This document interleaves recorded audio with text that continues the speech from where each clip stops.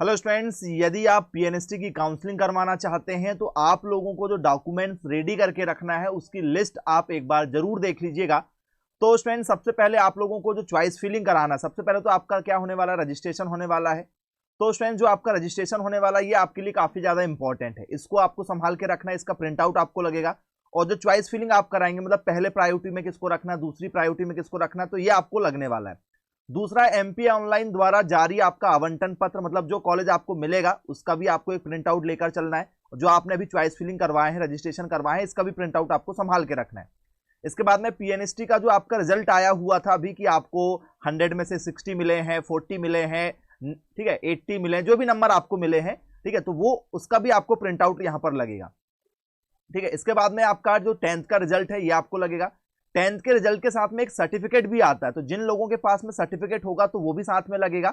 और कुछ लोगों की 10th की मार्कशीट में जो है मार्कशीट प्लस मार्कशीट कम सर्टिफिकेट ऐसा कुछ लिखा मिलेगा, तो वो मार्कशीट में ही काम हो जाएगा। और जिसके में अलग अलग होगा तो 10th की मार्कशीट और उसके साथ में एक मार्कशीट का अलग से सर्टिफिकेट मिलता है। तो दो चीजें मिलती है, कुछ लोगों को दोनों चीजें मिलती है, कुछ लोगों को सिर्फ सिंगल मार्कशीट मिलती है, उसी में लिखा होता है मार्कशीट कम सर्टिफिकेट। तो आप देख लीजिएगा, यदि आपको वो मिला है तो दोनों साथ में लगेंगे। इसके बाद में 12th की मार्कशीट आपको लगने वाली है। और 12th की मार्कशीट के साथ साथ में स्टूडेंट्स आप लोग यहाँ पर देख सकते हैं पीएनएसटी 2021 की कर्णिका के संदर्भ में आपको यहाँ पर लिखा गया है। तो ये कर्णिका आपका क्या है, रूल बुक है, जो आप लोगों की पीएनएसटी की जो रूल बुक जारी हुई थी ना, वो वाली रूल बुक की एग्जाम कब होंगे, वो कब होंगे, तो उसका ये पृष्ठ क्रमांक 4 आप एक बार देख लीजिएगा, मतलब पेज नंबर 4 देखना है हमें। 3.2 का पेज नंबर 4 ये कहा गया कि 12th की मार्कशीट आपको देखना है, मतलब उसमें आपका बायोलॉजी सब्जेक्ट होना चाहिए, कुल मिला के ये कहा गया है। इसके बाद में मूल निवासी प्रमाण पत्र आपका जो है, ठीक है, तो इसके बाद में जाति प्रमाण पत्र, मूल निवासी प्रमाण पत्र, जाति प्रमाण पत्र, ये सब आजकल आपके नाम पर ही, स्टूडेंट के नाम पर ही बनने लगे हैं। तो नहीं बने होंगे तो आप अभी चले जाइए आपके लोक सेवा केंद्र में, या आपके 2 दिन 3 दिन में मिलकर बनकर मिल जाते हैं, तो थोड़ा सा आप अप्रोच लगाकर काम करवा सकते हैं। आय जाति प्रमाण पत्र यदि आपके पास में है तो ये भी लगेगा। पासपोर्ट फोटो लगेगी आप लोगों को यहाँ पर। पासपोर्ट फोटो जो लगेगी स्टूडेंट्स, ये आपको 5 फोटो लगेगी, जो आप लोगों ने फॉर्म भरते समय लगाया था वही फोटो आपको लगेगी, ठीक है। और वही फोटो हो तो आपके लिए बेटर है। और सभी फोटो के पीछे आप अपना नाम जरूर लिख लीजिएगा, और फोटो के नीचे भी आपका नाम रहता है, या तो आप पीछे लिख लीजिएगा, तो पीछे नाम लिखना कंपलसरी होता है, क्योंकि फोटो जो है वो आपकी क्या हो जाती है, कई बार गुम जाती है। तो जो फोटो आपने एप्लीकेशन फॉर्म में लगाए थे उसी का आपके पास में वो जो है वो 5 फोटो होना जरूरी है। मेडिकल प्रमाण पत्र जिला मेडिकल बोर्ड द्वारा जो जारी किया गया है, मतलब आप कहाँ चले जाइए, जिला अस्पताल चले जाइए, ठीक है, जो आपका गवर्नमेंट हॉस्पिटल होगा आपके जिले में, वहां पर जाइए। नॉर्मल चेकअप का आप लोग क्या करवा लीजिए, मेडिकल प्रमाण पत्र बनवा लीजिए कि आप क्या है, फिट हैं, कोई आपको दिक्कत नहीं है, आपका ब्लड ग्रुप कौन सा है, ये सभी नॉर्मल चीजें उसमें लिखी रहती। उसका कोई ड्राफ्ट नहीं है कि भैया हाँ ये इस तरीके से प्रारूप में बनने वाला है। नॉर्मली जो आपको मेडिकल सर्टिफिकेट मिलता है वहां से, ठीक है, जो गवर्नमेंट हॉस्पिटल के डॉक्टर आपको बना के देते हैं, बस वही आपको यहाँ पर लगेगा। यदि आप विकलांग कोटे से थे तो विकलांग का जो आपका हैंडीकैप्ट का सर्टिफिकेट होगा बच्चियों का, तो वो आपको यहाँ पर लगाना यदि है तो। सैनिक कोटे से यदि आपने फॉर्म भरा था तो वो आपको बनवा के रखना है। और यदि आप फ्रीडम फाइटर के बच्चे हैं, स्वतंत्रता संग्राम सेनानी के, तो उसको भी आपको बनवा के रखना है। गैप यदि आपने किया है, जैसे मान चलो कुछ जो लड़कियां हैं जो 2022 में पास अभी तो हुई नहीं है, जो 2021 में पास हुई हैं या जो 2020 में पास हुई, तो बीच में 1 साल उनका खाली गैप हो गया, उसने कुछ भी नहीं किया है, मतलब आपने कहीं एडमिशन नहीं लिया है, तो आपको गैप सर्टिफिकेट लगेगा। और यदि आप जैसे 2021 में पास हुए या 20 में पास हुए और आपने कुछ किया है, जैसे आपने कॉलेज में एडमिशन ले लिया या आईटीआई करने लगे, कुछ भी XYZ, यदि आप कुछ करने लगे हैं तो वहां की टीसी, वहीं का माइग्रेशन और वहां की आपको मार्कशीट लगाना है।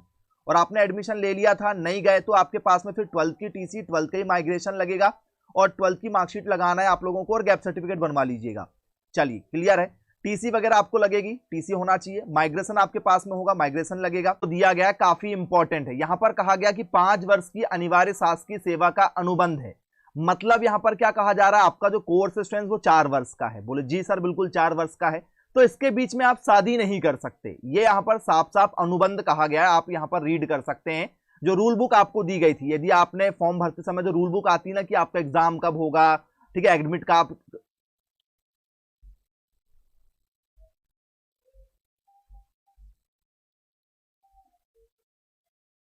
तो स्टूडेंट्स रूल नंबर 16 जो है काफी ज्यादा इंपॉर्टेंट है। इसमें क्या कहा गया कि 5 वर्ष की अनिवार्य शासकीय सेवा का अनुबंध होगा। इसका मतलब है कि स्टूडेंट्स आपको पता है पीएनएसटी का जो कोर्स है वो 4 वर्ष का है, और स्टूडेंट्स आपकी ट्रेनिंग अलग होगी। तो इसमें साफ साफ ये कहा गया, जो आपने रूल बुक पढ़े होंगे पीएनएसटी, जब आप फॉर्म भरते हैं तो आपके फॉर्म कब आने वाले हैं, एडमिट कार्ड कब आने वाले हैं, आपके पेपर कब होंगे, तो वो जो रूल बुक आती है ना सबसे शुरुआत में, उसके स्टूडेंट्स पेज नंबर 7 के 6.1 में जो, ठीक है, जिसे हम लोग यहां पर लिखा गया एक शब्द जो बहुत ही, ठीक है, कठिन शब्द है आपका, कर्णिका 6.1, तो वो आपका क्या है, जो रूल दिया गया है वो रूल नंबर है 6.1 जो दिया गया है वो है कि समय समय पर या यथा संशोधित मध्य प्रदेश जो आप परीक्षा दे रहे हैं अभी ये, ठीक है, तो इसके तहत क्या कहा गया है कि उम्मीदवार की जो तीसरी संतान हो तो वो पात्र नहीं होगा। मतलब इसमें क्या कहा गया कि यदि आप स्टूडेंट्स क्या करते हैं इसके बीच में, ठीक है, आपकी कुछ लड़कियां हैं जिनके 3 बच्चे हो गए हैं तो उन्हें यहां पर अपात्र घोषित कर दिया जाएगा। ये भी यहां पर एक पॉइंट मेंशन किया गया है, तो ये आपके साथ ना हो। मतलब यदि आप 1 बच्चे की मां है तो आप कर सकती हैं, 2 बच्चे की मां है तो भी कर सकती हैं, तीसरी संतान आपकी नहीं होना चाहिए, तो ये यहां पर कहा गया है। तो आई होप किसी के अभी, ठीक है, बच्चे नहीं होंगे, और यदि होंगे भी तो 1 या 2 ही बच्चे होंगे, तीसरी संतान, ठीक है, ना हो, नहीं तो आप जो है वो पीएनएसटी का जो आपका कोर्स है उसको रद्द कर दिया जाएगा। तो यहाँ पर सारी चीज दी गई है। जैसे आप यहाँ पर स्टूडेंट्स कर्णिका 3.2 में कहा गया 12th के बारे में, तो आप 3.2 भी देख सकते हैं। यहाँ पर कर्णिका 3.2 जो दिया गया है, आप यहाँ पर जो रूल बुक है, इसलिए रूल बुक बनाई जाती है कि आप सारी जानकारी को पढ़ लें। यहाँ पर 3.2 जो दिया गया, जरा उसको रीड कर लेते हैं। ये है स्टूडेंट्स 3.2, ये देखिए, ठीक है, ये आपको 3.2 पूरा दिया गया है, ठीक है। ये शैक्षणिक योग्यता आपकी होना चाहिए, तो ये भारत के नागरिक आप हैं, बोले यस सर बिल्कुल हम हैं। आपका पीसीबी सब्जेक्ट है, बोले हाँ बिल्कुल है। तो वो नॉर्मल सारी चीजें दी गई, भौतिक, रसायन, जीव विज्ञान, तो वो ये आपका है।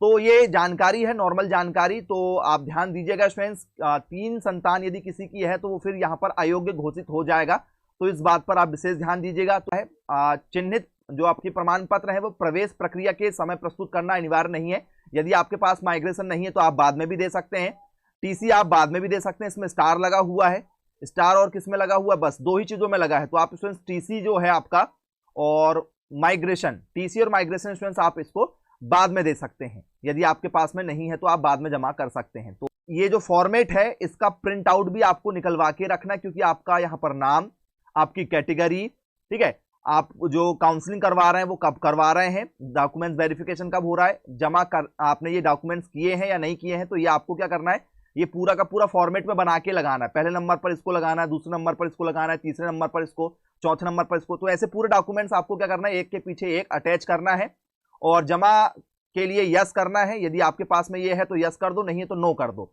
तो ये जितने भी डॉक्यूमेंट्स है ये आप लोगों को क्या करना है, जो भी कॉलेज मिलेगा उसमें जमा करना है। तो आपको ऊपर लिखना पड़ेगा कि ये है या नहीं है या नहीं है।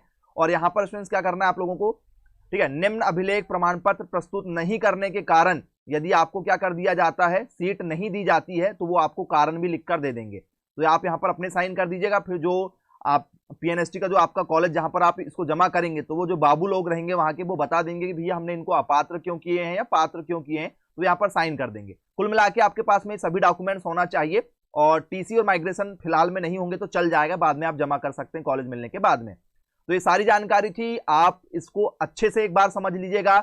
सभी डॉक्यूमेंट्स को इसी सीक्वेंस में आपको लगाना है, और जो भी डाउट है आप बेझिझक कमेंट्स कीजिएगा और अपने फ्रेंड सर्कल में इस वीडियो को जरूर शेयर कर दीजिए। सभी बच्चियों को बोल दीजिए कि चैनल को सब्सक्राइब कर लें, क्योंकि आपको पीएनएसटी से रिगार्डिंग A to Z जानकारी हमारे चैनल के माध्यम से दी जाएगी। और यदि आप व्हाट्सएप ग्रुप में जुड़ना चाहते हैं, काउंसलिंग करवाना चाहते हैं, तो आप अपना नाम, सब्जेक्ट और अपना रिजल्ट सेंड कर काउंसलिंग ग्रुप में जुड़ सकते हैं, जिसमें आपको टोटल काउंसलिंग में हेल्प की जाएगी, सभी अपडेट दिए जाएंगे, और जो भी आपके क्वेश्चन है वो आप काउंसलिंग ग्रुप में पूछ सकते हैं। तो मिलेंगे फिर ऐसी अपडेट के साथ में, तब तक के लिए thank you for watching this video. Have a nice day.